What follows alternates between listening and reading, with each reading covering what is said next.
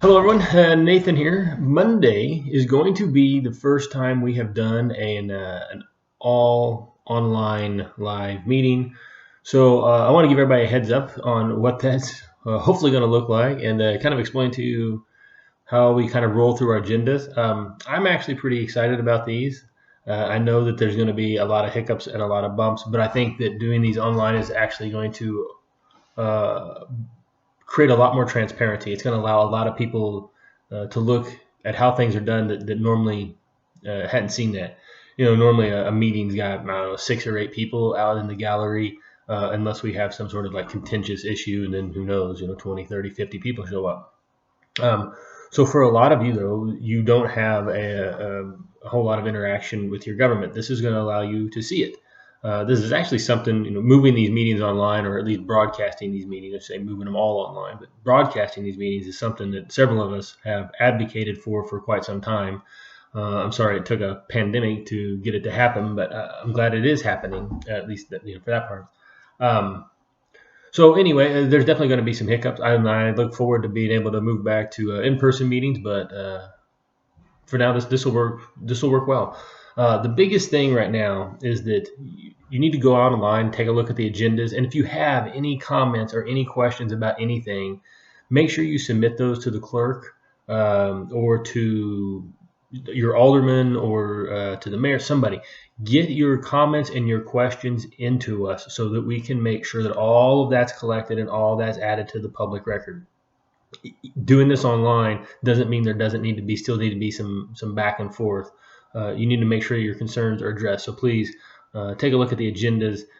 Take a look at the packets if you want. You can go out to our website, Ozark, and I'll run through more of this in a second, but you can actually go out to the website, the ozarkmissouri.com website, and download the exact same packets that the aldermen see. So you can kind of see the information that we have that we're making our decisions off of. So anyways, like I said, that's all out there. To get to all that, like I said, go to ozarkmissouri.com. And you're going to see a section on the website called Living in Ozark. Little drop-down menu, go down there. You'll see your government. Click on that. And there you go. You'll see Board of Aldermen. Click on Board of Aldermen, and then, so this page needs some cleanup a little bit and some updates. But nonetheless, that's where you will see a link to the online meetings when they happen. You can get there's links out there to our agenda and our packets, what's called the packets. So again, if you have any questions, reach out to me directly, or you can find what you need here and email me. You can reach me at aldermanposton@gmail.com, or you can find me on Facebook at Poston for Ozark, or Nathan Poston at Gmail. There's 100 different ways. My phone number's on the website as well. Get in contact with me if you have any questions. So I'm going to run through the agenda real quick just to give you an idea of what to expect as well. So we kick everything off with the pledge. Probably not going to be a pledge for online meetings, but at least I hope not. That would be awkward. But we kick this off with the Pledge of Allegiance. Then we're going to go through the minutes for previous meetings. In this particular case, we've actually got 4 meetings worth of minutes that we need to approve. Then we're going to get into these first reading bills. First reading bills generally have a public hearing component to them as well, meaning that the mayor will open the conversation up for public comment, and then once he closes it, he'll hand it to the alderman to start deliberations. So for the first reading bills, the first one, Bill 3118, this is a chamber contract. We actually approved some money for the chamber, the Ozark Chamber of Commerce in the 2020 budget, but we're still working out the details of what that money, how that money should be spent. That contract is done, and then the world changed. So Monday, I'm actually going to be proposing an amendment to change the terms of that contract again, twofold. One, it's going to change our expectations of the chamber to give them more flexibility to respond to what is happening with the coronavirus and how that's actually affecting the business community. I think one of the most critical roles the chamber will have going forward is going to be helping businesses find that state and federal assistance and getting access to it, filling out the proper applications, making sure they know what's available, and getting as much of it as they can. I think the contract needs to reflect that. the contract also needs to reflect that the city is going to take an economic hit here. So I don't want to get into long-term contracts. So what we're looking at is like I said, twofold. One, changing the contract up so it reflects the realities of the current needs, and making that contract shorter so that we can be a little more flexible with our spending, depending on how bad things get. So that was the first one. Second bill is going to be Bill 3137. This was a conditional use for a bakery.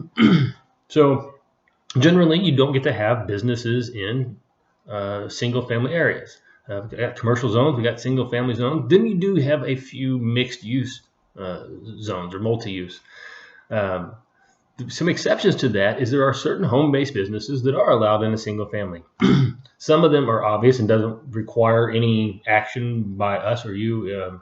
If you, I work in the software and I work from home all the time. I don't need anybody's permission to have a home-based office. But if you have the type of businesses that starts generating any sort of traffic or creates any issues outside of what would be experienced as you just living there, then you do need to get a conditional use permit. That's what this is.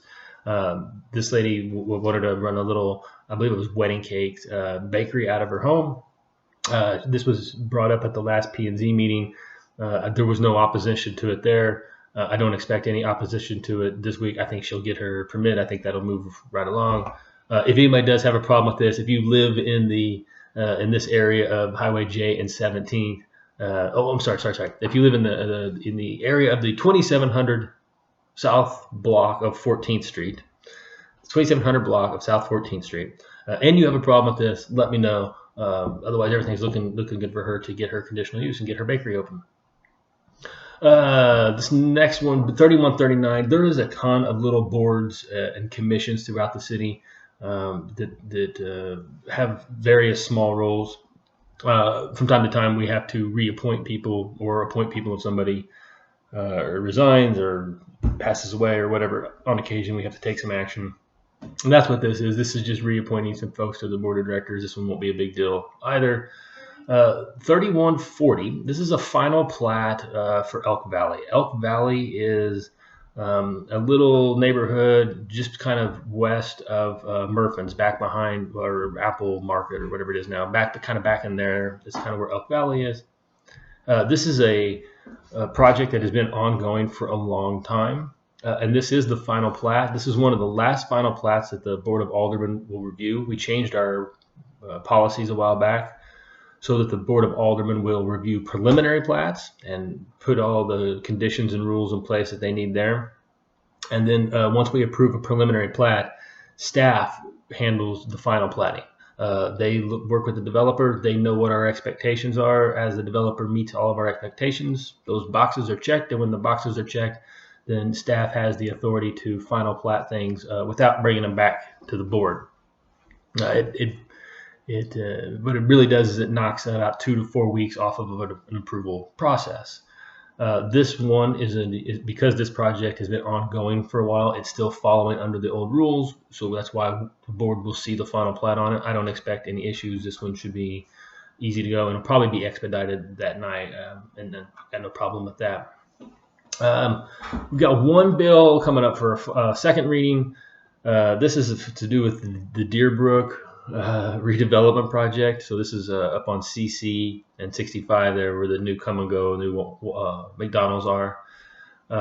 This development agreement was 7 years old, 8 years old. This was before I was even on the board, and there's been a lot of problems with it. Everything's kind of been ironed out now, and so this will be the final execution of that development agreement so that this project can continue to move forward. Been a lot of work going on behind the scenes on this one, but it's all straightened out now, so this one will move forward as well.